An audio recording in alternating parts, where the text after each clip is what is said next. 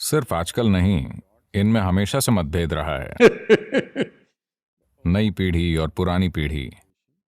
असली समस्या ये है, पुरानी पीढ़ी ये नहीं मानती कि उनकी उम्र हो चुकी है और नई पीढ़ी ये सोचती है कि वो बड़े हो चुके हैं। यही पूरी समस्या है। बूढ़े ये नहीं मानना चाहते कि वो बूढ़े हैं। युवा खुद को युवा नहीं बल्कि हर काम करने लायक बड़ा मानते हैं। पर somebody is occupying the space that you want to occupy. उनकी जगह किसी और ने ले ली है।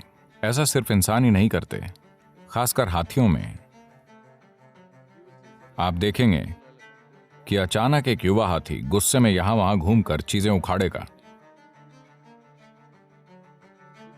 क्योंकि उसकी एक बड़े हाथी से लड़ाई हुई है। वो अपनी जगह नहीं छोड़ रहा था। तो ये छोटा हाथी लड़ना चाहता था, पर लड़ने की ताकत नहीं थी, इसीलिए तबाही मचा रहा है। जवानी।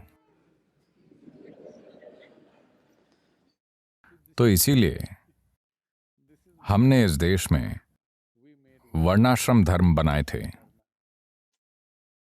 यानी 0 से 12 वर्ष तक बाल अवस्था होगी, बस खेलना, शरीर और दिमाग का विकास। 12 से 24 ब्रह्मचर्य है, यह खुद को अनुशासित करने का समय है, शरीर और मन में डिसिप्लिन लाने का, ऊर्जाओं का विकास करके एक शक्तिशाली जीव बनने का और ज्ञान पाने का। 24 के बाद आप चुन सकते हैं। अगर आप जीवन को साफ देख पाते हैं तो हर झंझट में पड़ना जरूरी नहीं है। तब आप 24 साल की उम्र में सन्यासी बन सकते हैं। Otherwise, you become a householder, you get married. वरना आप शादी कर सकते हैं। तो अगर आपने 24 में शादी की 2 cycles of the solar cycle, तो 2 सौर चक्र यानी 24 साल बाद आप 48 के होंगे, यानी आपके बच्चे 18 से 22 के बीच होंगे।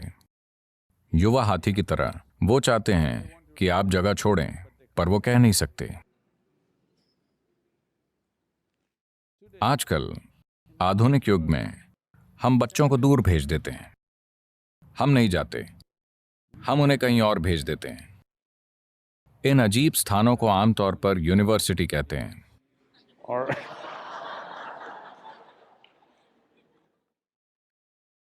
पर उन दिनों जीवन खेती के आसपास ही घूमता था। लोग घर छोड़ के दूर नहीं जा पाते थे, क्योंकि उनके जानवर और जमीन वहीं होती थी। वो कहीं और जाकर नहीं जी सकते थे। तो किसी को तो जाना था। तो 48 साल के माता पिता संन्यास ले लेते थे और अलग 2 स्थानों की ओर चले जाते थे। पति एक अलग आश्रम में जाता और पत्नी अलग में, अपनी आध्यात्मिक साधना के लिए। 12 साल, 60 की उम्र में वो वापस आकर फिर से शादी करते थे। आजकल वो बाहर नहीं जाते, वो साथ ही रहते हैं और 60 साल में फिर भी शादी करते हैं।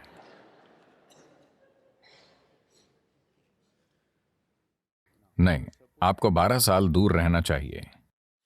पहली शादी में शायद शरीर और मन की व्यवस्थाएं आप पर हावी थीं।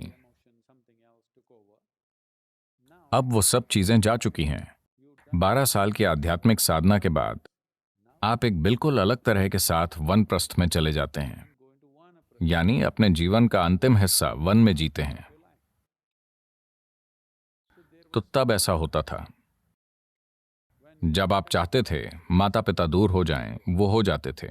अब वो नहीं जाते, वो चाहते हैं आप चले जाएं। अगर आपने दुनिया में सफलता पा ली है तो आप उनके चाहने से पहले ही जाना चाहेंगे। पर अगर आप सफल नहीं हैं तो टकराव। किसी कारण से अगर आप सफल नहीं हैं तो माता पिता और बच्चों में टकराव स्वाभाविक है। आपको यह समझना चाहिए कि भावनाओं के कारण कोई खुद को माता पिता या बच्चा मानता है, पर जीवन की स्थिति यही है। मानो एक जवान हाथी और बड़ा हाथी इस बात को लेकर लड़ रहे हों कि किसकी चलेगी। पुरुष एक तरह से लड़ते हैं, महिलाएं दूसरी तरह से, पर बुनियादी समस्या एक ही है। आपको अपनी चलानी है और वो आपको ऐसा करने नहीं दे रहे। टकराव होते रहेंगे। जो बच्चे दूर रहते हैं वो हमेशा आपको प्यार करते हैं। हाँ हाँ या ना? जो बच्चे आपसे दूर रहते हैं वो हमेशा आपको प्यार करते हैं। यही सही तरीका है। अगर वो आपके साथ होते, ओ, इसलिए नहीं कि आप बुरे हैं या वो बुरे हैं। ये इसलिए है क्योंकि आपको अपनी चलानी है और उन्हें अपनी, पर दोनों साथ रह रहे हैं तो तनाव पैदा होगा। तनाव तब नहीं होगा जब आपके बच्चों में बड़प्पन आ जाए। आप समझे? आपने उन्हें बचपन में परिपक्व बना दिया है तो वो बुजुर्गों के साथ काफी अच्छे से रह पाएंगे। जब आप बीमार होते हैं तब वो ठीक से बर्ताव करेंगे क्योंकि अब उनमें देखभाल करने की भावना आ जाती है। पर अगर आप तंदुरुस्त हैं और वो भी, तो दूरी रखना बेहतर है। हाँ, तो ये कोई नई समस्या नहीं है। मुझे विश्वास है गुफाओं में रहने वाले जवान और बुजुर्ग लोगों के बीच भी यही समस्या रही होगी, क्योंकि बुजुर्ग खुद को बुजुर्ग नहीं मानते और युवा खुद को युवा नहीं बल्कि हर काम करने लायक बड़ा मानते हैं। तो कुछ ना कुछ होता रहेगा।